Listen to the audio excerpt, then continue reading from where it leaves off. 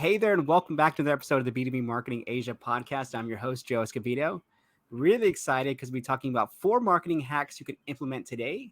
And joining me to share those marketing hacks is Maria Ta, who is a senior marketing programs manager at APAC at ON24. Maria, so I'd love to kick it off. What is the first marketing hack that people can implement? The first and also my favorite are email triggers. So I find that it's in simpler terms to explain it so that everyone can understand that it's like your B2C abandoned concept where if your prospect is visiting your pricing page or your demo page or your case studies or whichever area it is on your website, and they haven't taken that call to action to request a demo or download that case study or whatever it is, we find that when we follow up with them immediately, say, if they haven't taken that action within a day, and you can also do a little bit of a mini drip and follow up the next day as well. But we find that when you follow up with them, often it brings your brand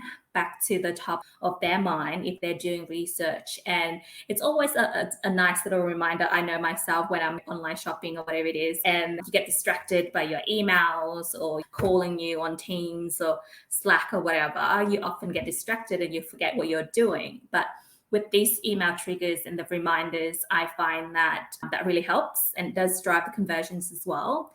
The other thing with the email triggers we find is, for example, so it's around recommendations. If they've watched a webinar about a particular topic like personalization, for example, if they've consumed that, why don't you send them more of the content that they like? So, for example, you could do something like, notice that you watched our personalization webinar. We think that you might also enjoy this, for example, ebook on 5 tips on, how to scale personalization, for example. Yeah, that's my first hack.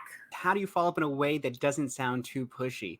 Because this is always one of the dilemmas I think we have as B2B marketers. We're sending out sequences and triggers is how do you send it? But I like your idea in terms of using personalization to look at the content people have already looked at and recommend others. I think Amazon does this obviously very well in terms of the e-commerce space, looking at your history of what you purchased. But I think the same makes sense for what you're doing in terms of communications and content via email. So that makes perfect sense. 100% agree. And also, I think in terms of when you're doing these email triggers, consider what they have consumed. So if it's a demo, page that they've visited, then you could be a little bit salesier, or the messaging could be a little bit more bottom of the funnel around would you like to book a meeting. But if they've consumed an infographic, or if they watch a webinar on, what is the future of marketing or trends for 2022 and beyond or something like that, then you do want that email trigger to be much more, top of the funnel, more around, notice you enjoyed this piece of content around looking forward to 2022. Here's a planning kit, for example, to help you plan for 2022 and beyond. So it's all about the relevancy of your audience and where they're at in their sort of journey as well. Absolutely. I'm so glad you brought that up because this is a big kind of pet peeve of mine is looking at purchase intent. And obviously, if you're looking at an infographic or ebook, you may not be ready to buy. You may have known nothing about that company. You may just be interested in that particular topic. So I love the fact that you mentioned that if they are looking at, for example, a sales page where it is more at the bottom of the funnel content, then you can be a bit more quote unquote salesy. But if it's an infographic or an ebook, it doesn't really make sense to say, okay, would you like to speak with one of our consultants now? Which I see too many B2B organizations doing. So I'm really glad you brought that up. It's all about timing, isn't it? The right time at the right place. Absolutely. And that takes us to hack number 2. What's marketing hack number 2 you want to share? Yep, of course. So I've worked for several sort of global companies, and I find that repurposing content is honestly the best thing that you could possibly do. And I find that when we work for a satellite office, like in APAC, for currently I work on ON24, or previously at Marketo and Adobe, and being in an APAC marketing team, we are such a small team. We're talking a handful of people versus in the US, where you've got like 50 to 100 marketers producing content and doing all of that stuff. So And I find that marketing is relevant across the, I guess the bulk of it is relevant across whether you're in APAC or in EMEA or in NA, in North America. It's the bulk of it is relevant for you. It's all about repurposing that content that your global marketing, your corporate marketing team is producing, and using that, for example, a presentation that they've presented in the US, repurposing that deck and localizing it, tweaking it so that making it, even more relevant for your, for example, we're talking about APAC or Singapore or ANZ, making it even more relevant for your audience. But it saves you so much time when you don't have to build a deck from scratch. Or if it's a webinar that's been run in the US, you can repurpose that content by running a similar webinar at a time that is much more appropriate for an APAC audience versus 2 a.m. our time, which is like 10 a.m. or whatever it is in the US. So I find that repurposing content, it's a great thing to do. There is no point in reinventing the wheels. If that messaging is resonating in the US, if it's working for them, why not try it here? Why do we need to create yet another state of marketing report? Why don't we look at flavors to whatever has been done, to the research that's been done globally, or the majority of it being done out of the US? I just find that repurposing content is a great win for a lot of us here in APAC when we're short on time and the resources are low and budget's small and all of that factors that we need to consider. Yeah, absolutely. Just to echo that, we actually did something very similar with Adobe recently, where we looked at one of the best performing campaigns in the US, and we said, okay, how can we translate that to the APAC market? So we ran that initiative. Obviously, it was easier to get buy-in because we knew the format, but obviously we had to make it very focused on APAC. So we looked at, obviously, what are some of the key priority markets we're focusing on, where some of the key industries. And so that might have varied in the US versus APAC. So looking at kind of the business perspective, nailing that first, and then bringing on obviously local experts to share their expertise was something I think that worked out very well. But the initiative really initially came from the US. So I appreciate you sharing that one. I love that. And a bonus tip for those of marketers that are watching or listening, when we plan, I often take a peek at what the US is doing. And that's give us that skeleton, that's the backbone of for example, Q3 or whatever it is, that what's for them, what resonated for them, what best performed in the NA, and also looking forward into Q4. What do they have on the plan that we can repurpose here in APAC? Some of my favorites are, I know that the ON24 guys in the US did a series called CMO Confessions, which I think is absolutely, it's such a great concept because we all talk about all these big wins and all the successes that we achieved, but not a lot of the times do we celebrate some of the lessons that we learned. And if we share this with fellow marketers, this thing or campaign that didn't work for me, it maybe helps you not repeat the same mistakes. And how can we do better as a community? So I 100% agree that sometimes there's just no need to reinvent the wheels and putting more effort than you need to. Yeah, absolutely. And funny you bring up confessions. That was something I was asking a senior leader recently. I said, what kind of content do you like?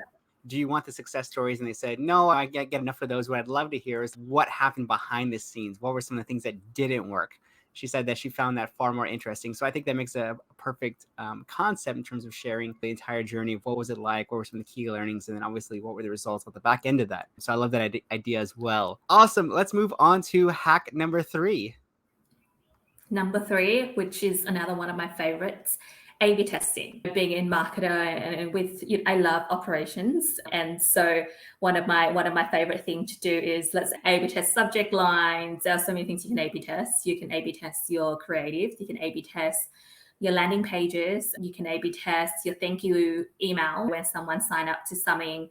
You can A/B test that with, do you want to add a calendar file in there? They can add to their calendar straight away, which I think is the best, because a lot of times I myself sign up to a million things, but I don't add that to my calendar and I don't get that blocked out, I'm not going to attend it. And then in your thank you emails, can you put in other complimentary content? You can A/B test. We do a lot of A/B testing around webinars. So which day we should run it, which time we should run it, and in terms of also some of the widgets and tools within our console. When we do webinars, we sometimes in the past, we did one with a little bit of a competition, we gamify to make it a little bit more fun and interactive. So if you, for example, fill out a survey and participate in a poll and join our breakout or whatever it is, if you do a number of things, then you win like a t-shirt or a free book or whatever it is. And we find that every time when we A/B test something, we're that little bit closer to, driving conversion rates, being able to engage with our audience a little bit more and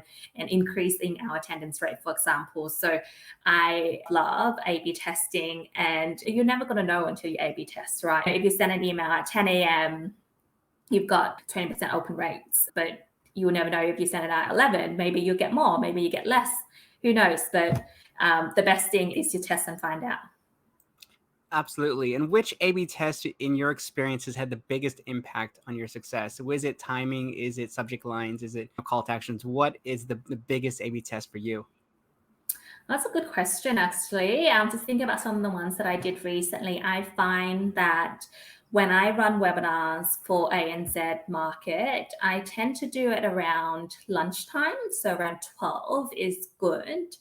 And funnily enough, on a Wednesday, because midweek, never do it on a Monday because you've got like a million meetings to attend and all the emails that you need to get through from the weekend. So Wednesday is a webinar in around lunchtime for an NZ audience. But for Singapore, we tend to do it around 2 p.m. Actually, like it's 2 p.m. our time. So that's about lunch, 11 a.m. for Singaporeans as well. And I find that it does actually affect the attendance rate. And another little tip I have as well is on the day of webinar, for invitation, we find that a lot of people who, and myself included, if I've looked at my day and I've got a bit of free time and I see an invitation that comes through for a webinar that's on today, that's more likely for me to commit to that webinar and to attend that, as opposed to, I'm going to sign up to something that's 2 weeks from now. Who knows what I'm going to be doing 2 weeks from now.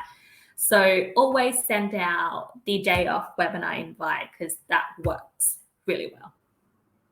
Awesome. Really great hacks. I appreciate you sharing those. And that brings us to our fourth and final marketing hack, which is another one of my favorites. So collaborating with your ecosystem.